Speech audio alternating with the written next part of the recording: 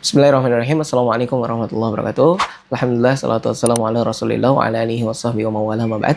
Hari ini kita akan membahas terkait dengan puasa, teman-teman. Hal pertama yang kita perlu ketahui sebelum bagaimana caranya puasa, itu adalah tentang kenapa kita harus puasa. Jawaban mutlak dari kenapa kita harus puasa, jawabannya cuma satu sebenarnya. Karena Allah memerintahkan kita langsung gitu ya. Allah perintahkan kepada orang-orang yang beriman di dalam Al-Baqarah ayat 183. Kalau teman-teman mau lihat ayatnya seperti apa bisa langsung dilihat gitu. Nah, ini di dalam ayat tersebut juga dijelaskan tentang kenapa kita tujuan apa yang ingin dicapai sama Allah dari puasa yang disyariatkan kepada manusia gitu kan. Gitu. Jadi tadi kenapanya kita harus puasa? Alasannya karena perintah Allah gitu, dan Allah menjelaskan itu sudah disyariatkan untuk orang-orang sebelum kamu gitu kan. Itu tujuannya apa? Allah bilang supaya kalian itu menjadi orang yang bertakwa gitu kan. Di situ Allah bilang ya ayyuhalladzina amanu kutiba alaikumusiyam kama kutiba alal ladzina min qablikum la'allakum tattaqun. Jadi la'allakum tattaqun ini bagian dari tujuan dari puasa yang harus kita capai, ini harus kita kejar gitu kan. Karena percuma kita melakukan sesuatu tapi kita nggak punya tujuan gitu kan. Kita ibadah puasa karena ya dari dulu kita udah disuruh puasa sama orang tua kita. Nah berarti kita nggak paham nih tentang kenapa Allah itu menginginkan kita puasa gitu loh. Kenapa Allah itu mensyariatkan puasa itu di dalam syariat Islam gitu ya. Itu tujuannya adalah karena Allah pengen kita itu jadi pribadi yang bertakwa gitu. Jadi kita bisa bilang menjadi orang yang bertakwa ini adalah output dari puasa.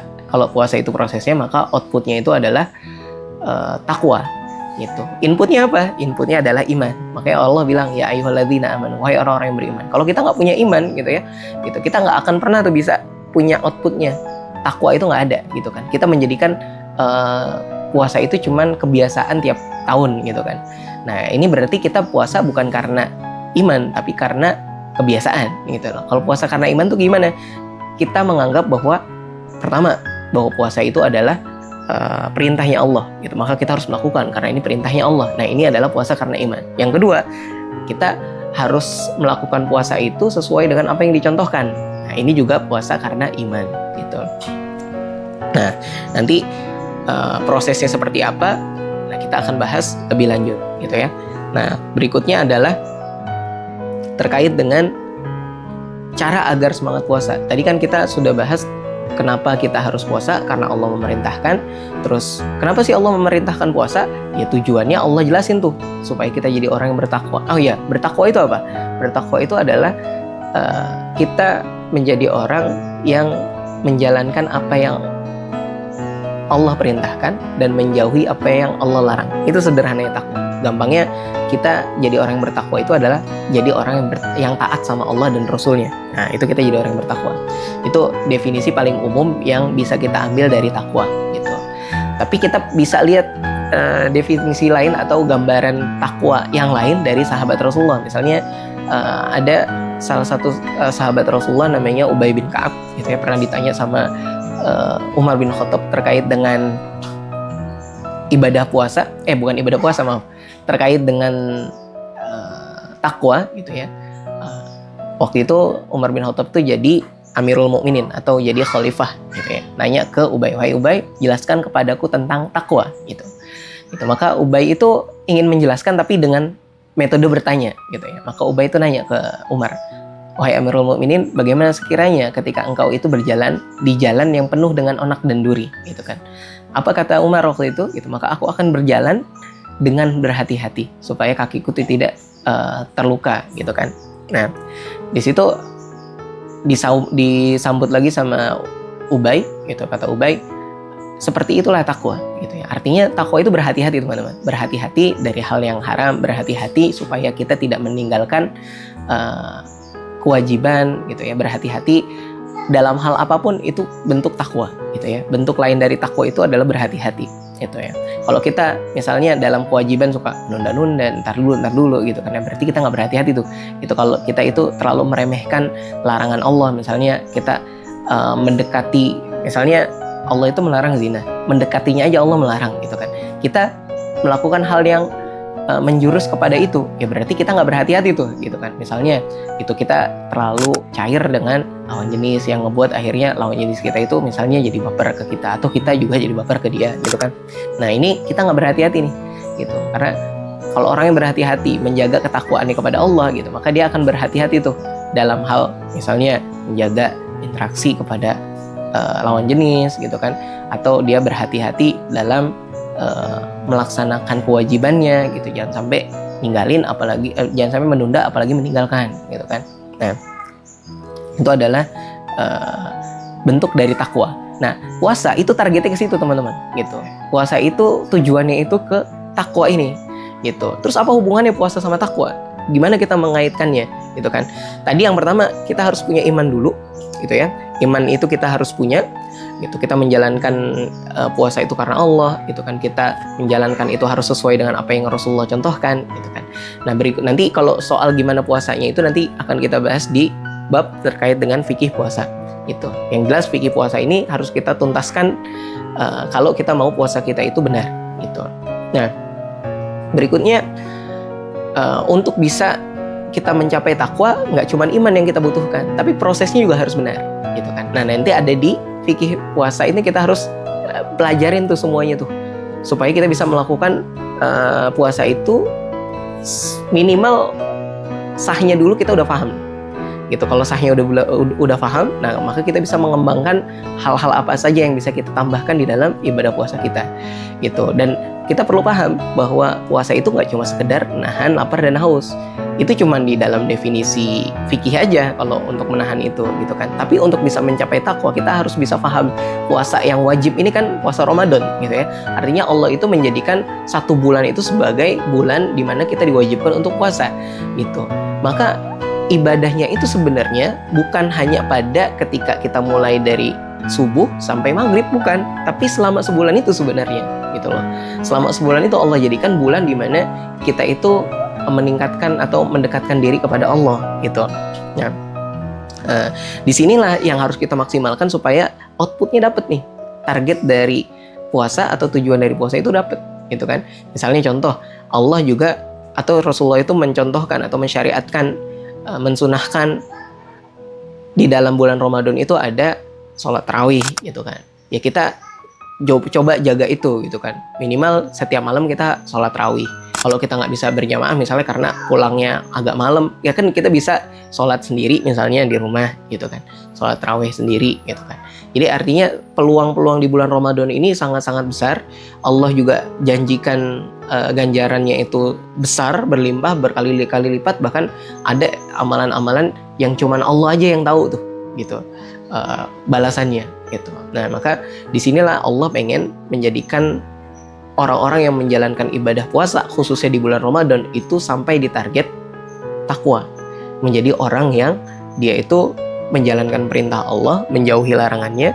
Dan poinnya sebenarnya ada di pada yang disampaikan sama Ubay bin Ka'ab. Apa itu? Berhati-hati tadi. Itu artinya ketika orang ini dia sudah berpuasa, gitu kan, dia berpuasa, dia bakal sudah menjauhkan diri dari apa-apa yang dihalalkan, apalagi yang diharamkan. Itulah yang ngebuat akhirnya orang ini ketika misalnya dia selesai atau tuntas atau dia itu berhasil dalam proses pendidikan di bulan Ramadan itu, gitu, dari ibadah puasanya, gitu, dia berhasil, maka itu muncul sifat takwa karena tadi itu, karena Allah, karena dia udah terbiasa menjauhkan diri, gitu, atau menghindarkan diri dari apa yang Allah halalkan, gitu ya. Makanan-makanan yang halal dia tinggalkan, gitu kan, apalagi yang haram, gitu kan. Nah itu sebenarnya poin yang harus kita dapat, gitu kan. Jadi kita jangan sampai memahami puasa ini hanya sebatas kewajiban saja, apalagi cuma sebatas rutinitas tahunan, gitu ya. Kita harus paham bahwa puasa itu merupakan ibadah yang Allah ingin kita itu di dalam ibadah puasa Ramadan itu sampai pada predikat takwa tadi itu, gitu.